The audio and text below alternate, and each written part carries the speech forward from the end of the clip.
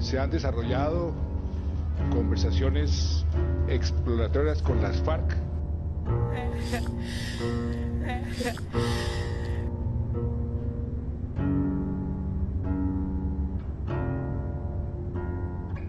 Desmovilización sin solución de las causas que han generado el conflicto es algo que no está considerado en ninguno de los combatientes de las FARC.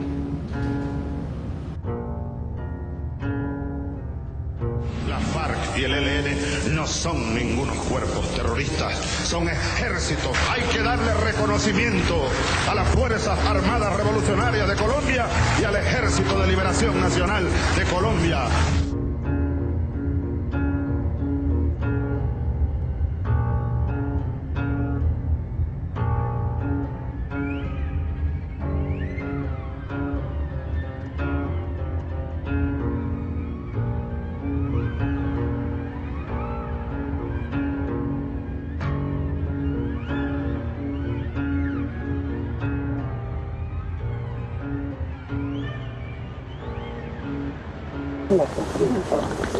De Morales, venga, salga, así, tranquilo, saque sus cositas, tranquilo, que la cabeza de ahí, una policía, salga, tranquilo, la policía.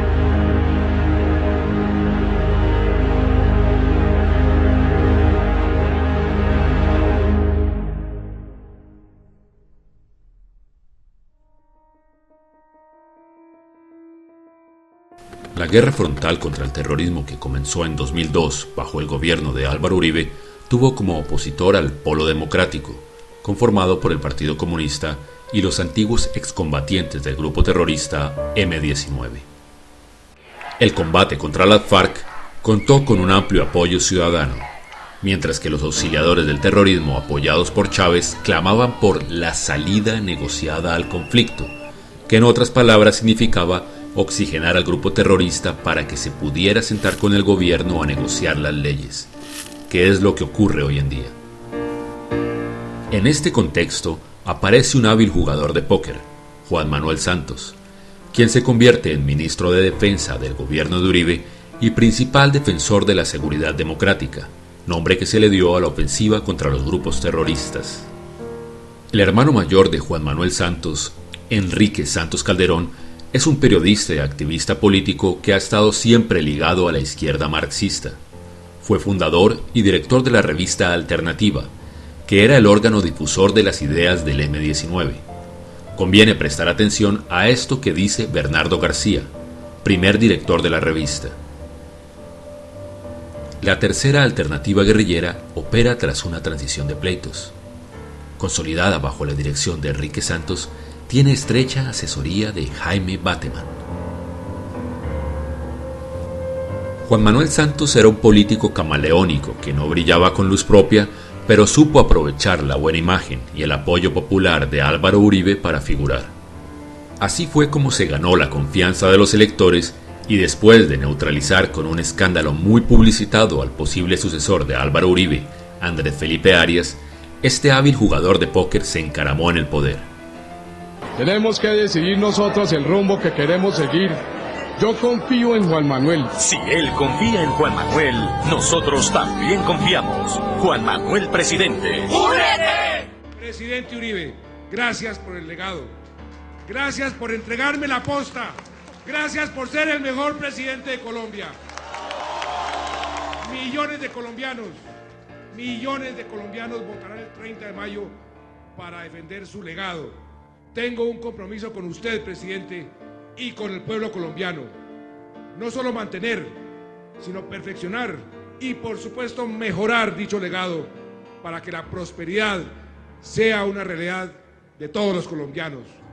Una vez en el poder, Santos, como un caballo de Troya o como un virus informático, fue cambiando poco a poco su discurso y las políticas por las que fue elegido. En abril de 2010 le dice a Noemí Sanín que a las FARC no hay que cederles un solo milímetro en materia de seguridad. Juan Manuel Santos, en una de sus tantas jugadas, ya había iniciado negociaciones con las FARC de espaldas al país, así como ya en una ocasión había intentado junto con Raúl Reyes en 1997 hacer un pacto. Santos abogó por el despeje en 1997.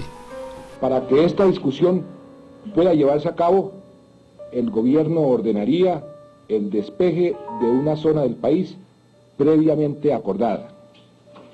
Quinto, en el momento en que el despeje sea verificado, habrá un cese inmediato de hostilidades. Observen la llamativa despedida de Santos a Raúl Reyes en el año 97. Muchísimas gracias y que mil éxitos. ¿Le desea éxito a las FARC? Seguramente el éxito que están teniendo actualmente con su respaldo. Una vez en la presidencia, Santos hizo un pacto con Chávez y rápidamente se olvidó que el santuario de las FARC es Venezuela.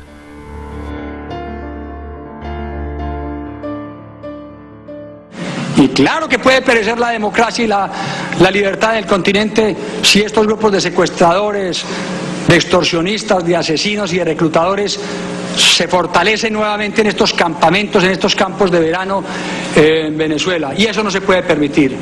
Por eso esa es la segunda solicitud. Y no creo que nadie se pueda negar. En septiembre de 2010, nombra al hijo de Samper como director de Justicia Transicional. Y en marzo, hace contactos con el juez prevaricador español Baltasar Garzón para recibir asesoría en materia de justicia. 2 meses después, convenientemente, la Corte Suprema invalida los computadores de Raúl Reyes, permitiendo así que los políticos y los activistas auxiliadores que aparecían ahí puedan circular sin órdenes de captura o investigaciones, y así interceder por las FARC en mesas de negociación con total impunidad. En junio de 2011 se aprueba la Ley de Víctimas, de la cual el colectivo de abogados Alvear Restrepo ha presentado a exterroristas como víctimas, sacando jugosas tajadas del dinero tributario de los colombianos. Juan Manuel Santos cambia el lenguaje y los atentados y masacres de las FARC se los atribuye a una ficticia y difusa mano negra.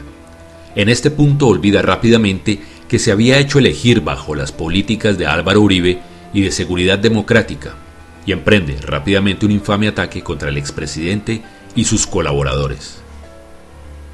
Cuando se inicia la campaña al segundo cargo más importante de Colombia, la alcaldía de Bogotá, se lanzan candidatos inviables que le hacen contrapeso al candidato apoyado por Uribe, permitiendo así que un exterrorista sea elegido, y los candidatos distractores son de inmediato nombrados en puestos públicos de la Unidad Nacional.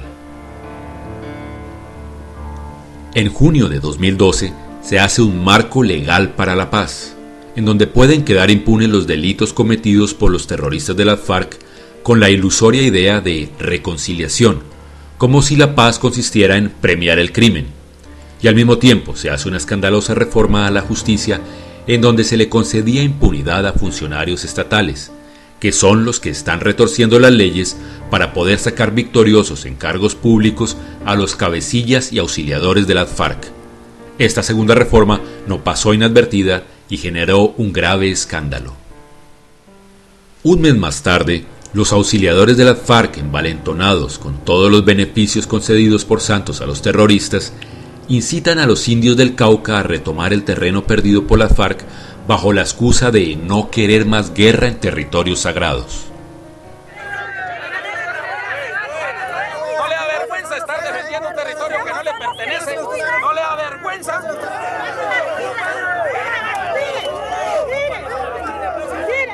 Solo hay que ver este titular de 3 meses después para entender que Santos solo está aplicando el plan totalitario de las FARC.